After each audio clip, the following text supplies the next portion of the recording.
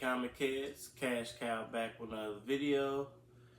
Today we gonna do a deep dive comic book history into one of Iron Man's Rogue Gallery characters. Alright?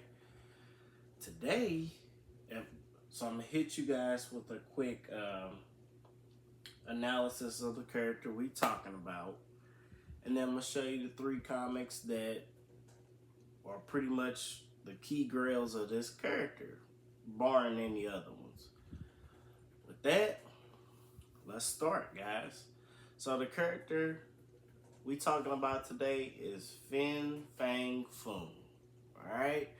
Now I know a lot of people, I myself have been waiting to see Fang Foom for a while now. And I'm hoping eventually we get him, but he's technically one of Iron Man's Rogue Gallery villains. So I don't think we're gonna get him. I think instead of doing Whiplash, they probably should have did Fang Foom maybe in Iron Man 2. And you know, it is what it is. The past is history now. We have to deal with it.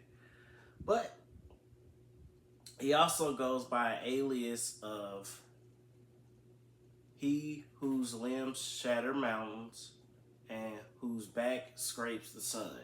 So pretty much like Fang Foom is like your like an alien dragon almost, right? In that sense. Pretty much. Like that's what if you want to have a quick description of it, it's like an alien dragon. But Fang Foom possesses superhuman strength. Also supersonic flight because he does have wings and he's pretty much on the side of being a dragon. The size alteration, so he can kind of he can shrink in size, he can get bigger in size. Prolonged lifespan, guys. The guy, he can live a long time, pretty much. He has an acid mist breath. He's pretty much very tough and durable, extreme. He can take a lot of punishment, but he also can deal out a lot of punishment as well. The man has telepathy, that's just crazy. That's a lot going on right there, you know? And on top of that, he has regenerative healing factor. That's just crazy. What is going on? That's a lot going on. You know, the man can regenerate, he can shapeshift, he's tough and durable, he can fly, he has acid mist breath. That's a lot going on. That is a very tough character to actually battle, right? And I just hate that the fact that Marvel never used this character because he has so much potential.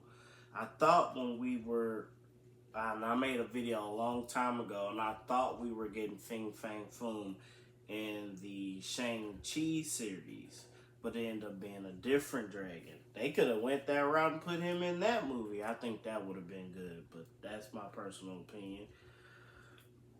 But guys, just to say, he is definitely a Rose Gallery villain, so he's not your popular Iron Man villain. He's not your Mandarin, or I guess you could say Whiplash, because if you watched the cartoon in the 90s, Whiplash was around, but Whiplash was always a C or D list villain.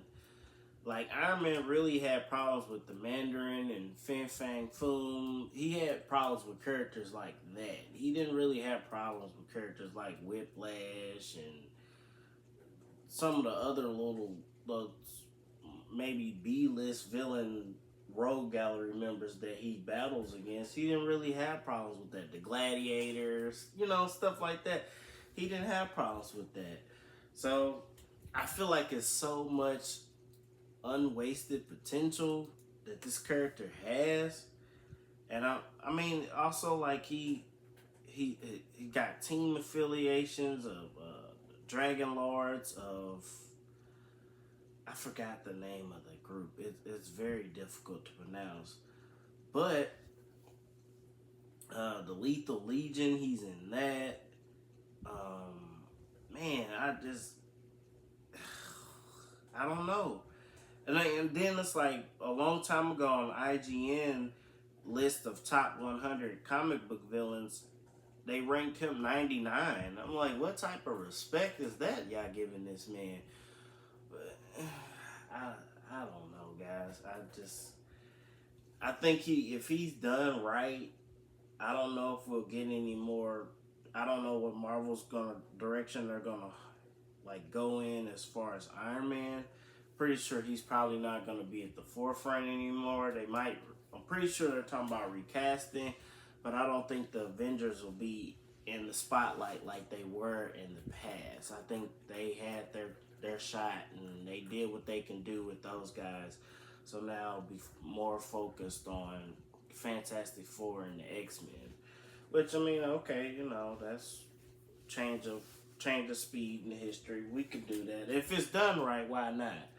But this is an obscure character, Rose Gallery villain that I myself like.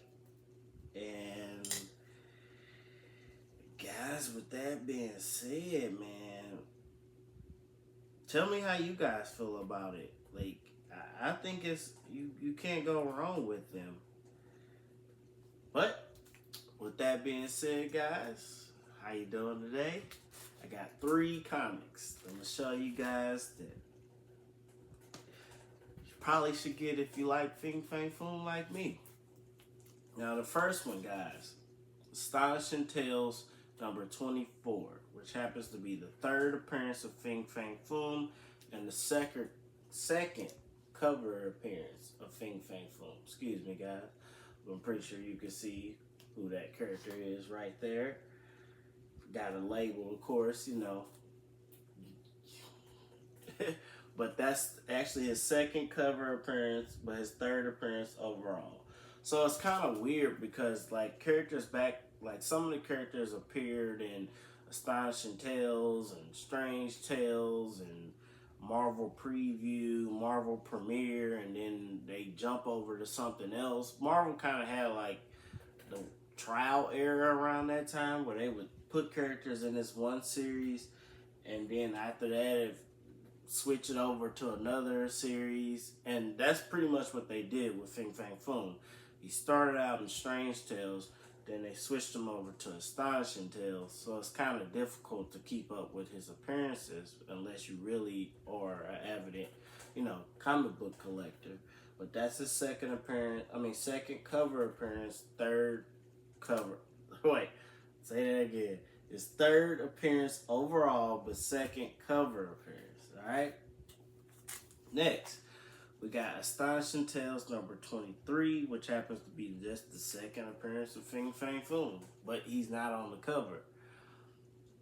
That's how they get you, because you're like, okay, well, he's not on the cover. But remember, I just said Astonishing Tales number 24 happened to be his 2nd cover appearance. All right, pay attention to that.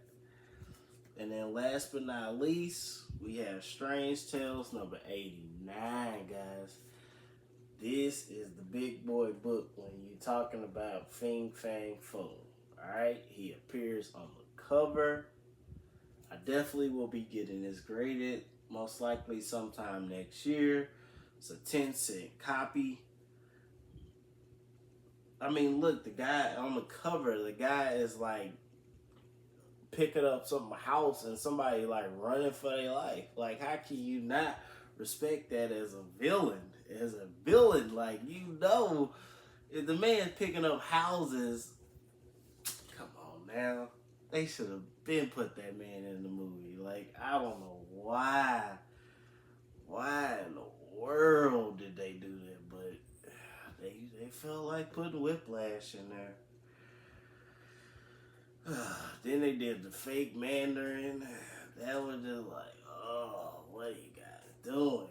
The first Iron Man was so good, and then they just, you're like, okay.